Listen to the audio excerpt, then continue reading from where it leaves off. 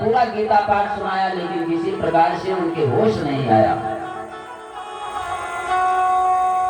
तो मैं क्या करूं, इसीलिए विकल होकर के यहाँ पर आया।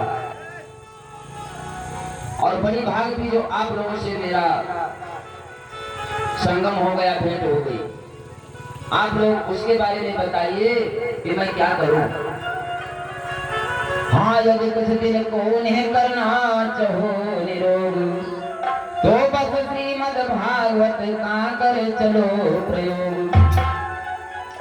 नारद जी ने उन ऋषियों से पूछा तो उन्होंने बताया कि उनके जागने का एक ही उपाय है। उनको अगर श्रीमद् भागवत महापुराण की कथा सुनाई जाए तो श्रीमद् भागवत के महापुराण की कथा को सुन करके जवान हो जाएंगे, युवावस्था को प्राप्त होंगे, उनकी बुढ़ापा दूर भाग जाएगी। तो नारद जी भैया एक जगह पर कहीं रुकते नहीं थे, वो चलते ही रहते थे। अब ये सोचा गया कि कहां पर स्थल बनाया जाए, कहां पर श्रीमद् भागवत का यज्ञ किया जाए। नारद जी ने कहा ऋषियों से कि मैंने पूरा गीता पाठ सुना दिया, वो नहीं जागे, और केवल श्रीमद् भागवत की कथा से कैसे जाग जाएंगे। ऋषियों ने कहा, हे नारद जी, ये श्रीमद् भागवत महापुराण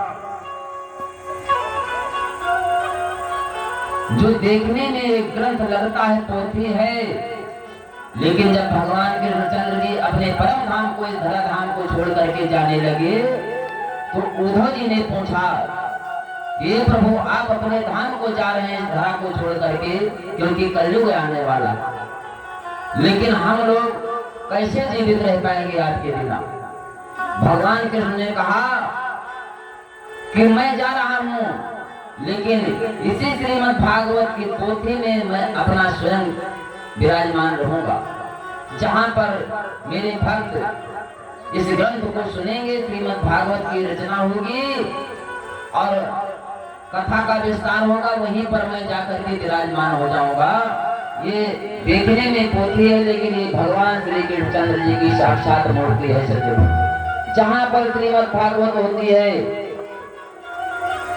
वहां पर सारे तीर्थ और सारे ग्रंथ, देवता लोग, गंगा जी आदि नदियां, ये सब अपने अपने रूप में, किसी न किसी रूप में आकर के विराजमान हो जाते हैं।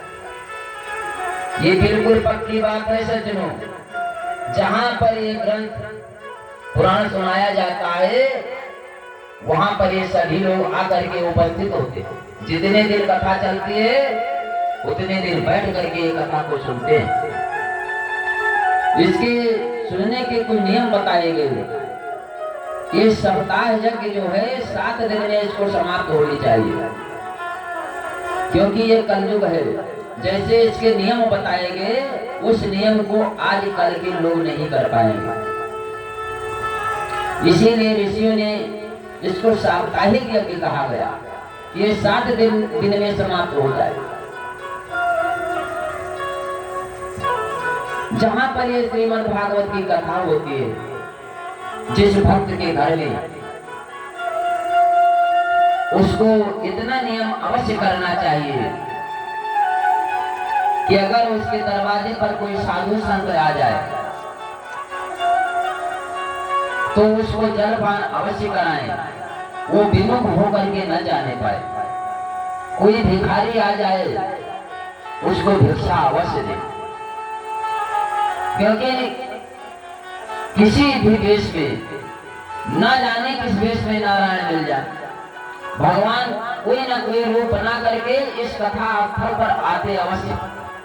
घूमने के लिए वो कुत्ते का भी रूप बना सकते हैं। जहाँ पर ये कथा होती है, वहाँ पर कुत्ते अवश्य आते हैं, कुछ ना बढ़िया लगा क्लियर मारो, और लोग उनको डंडा लेकर के पीट देते। ऐसा नहीं करना चाहिए। इसी तरीके से उनको धीरे से वहां से हटाइए। और जितने दिन अपने घर में कथा होती है, उतने दिन और अगर अपनी भी पत्नी है तो उसको अपने बहन बेटी के समान मानना चाहिए और किसी को गलत शब्द न बोला जाए घर में। बड़े भक्ति भावना से इस ग्रंथ को सुनना चाहिए। सत्य बोली वृंदावन